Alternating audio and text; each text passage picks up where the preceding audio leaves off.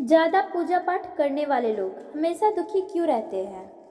बहुत बार ऐसा देखने को मिलता है, जो ज़्यादा भगवान का पूजा पाठ करता है वही सबसे ज़्यादा दुखी होता है। जबकि कोई नास्तिक आदमी जो भगवान को ही नहीं मानता, कभी पूजा पाठ नहीं करता, कभी संतों का संग नहीं करता, वह सबसे ज़्यादा सुखी हो जीवन जीता है। यह सब चीज़ें देखकर कभी कभी लगता है कि भगवान ही गलत है, भगवान का न्याय ही गलत है, या कोई कहानी नहीं, यह हर किसी के साथ होता है।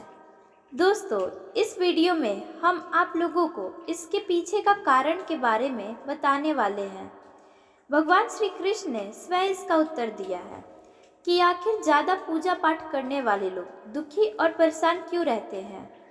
इसका उत्तर भगवान श्री कृष्ण ने श्रीमद् भागवत गीता के माध्यम से बड़ी स्पष्टता के साथ बताया है। तो चलिए शुरुआत करते हैं। दोस्तों, बात द्वापर युग की है, जब भगवान श्री कृष्ण और अर्जुन के बीच संवाद हो रहा था।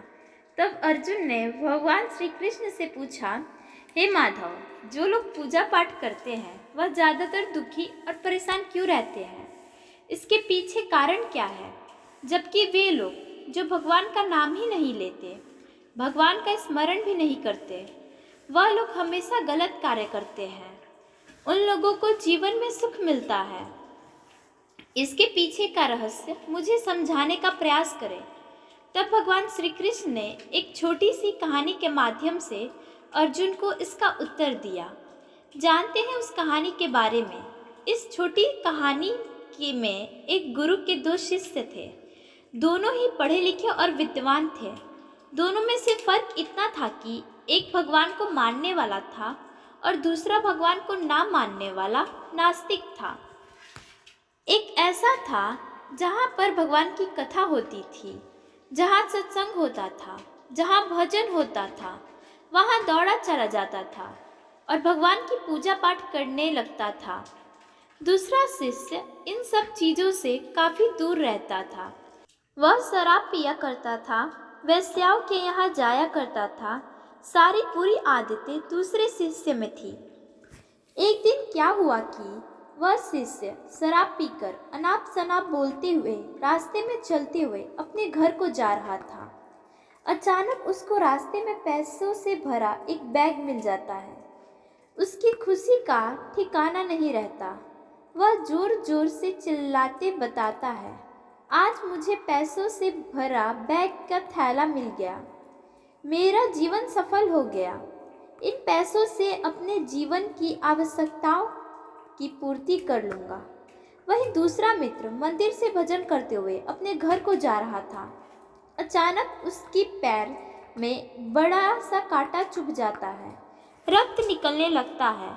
ठीक उसी समय दूसरा शिष्य वहां पहुंच जाता है और हंसते हुए उसको बोलने लगता है, क्यों तुम ही हो, ना जाने सबसे ज़्यादा पूजा पाठ करते हो, भगवान का भजन करते हो। क्या किया तुम्हारे भगवान ने?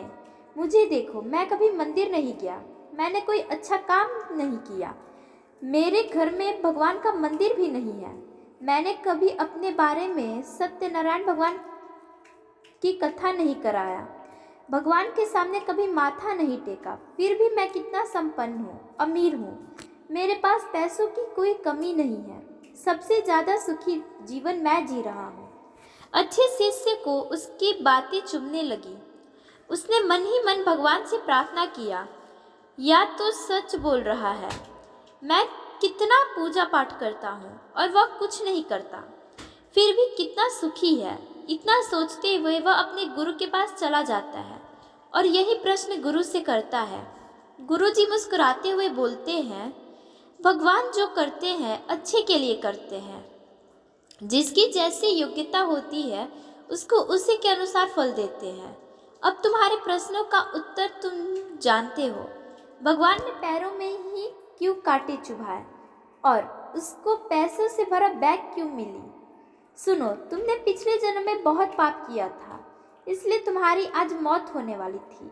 तुम बच गए क्योंकि तुम मंदिर गए थे, तुमने भगवान की पूजा की थी। यही कारण है कि तुम्हारी मौत ना होकर सिर्फ एक कांटा ही चुभा। अब तुम्हारे मित्र की बात करते हैं। वह पूर्व जन्म में एक संत महापुरुष था, इसलिए उसका जीवन बदलने वाली थी। करोड़ों की संपत्ति का मालिक बनने वाला था, मगर इस जन्म में उसने कोई भी अच्छा कार्य नहीं किया, इसलिए पूर्व जन्म के फल के अनुसार उसको थोड़े से पैसे मिले, जबकि वह अरबों के संपत्ति का मालिक बनने वाला था। भगवान का दोष देना छोड़ दो, अपने वर्तमान के समय का सदुपयोग करो, भविष्य अपने आप सुधर जाएगा। इस प्रकार उसकी आंखें खुल गई और उसे पूजा पाठ में मन लगने लगा। तो यही कारण होता है कि जो पूजा पाठ करते हैं वो इतना दुखी क्यों रहते हैं। धन्यवाद।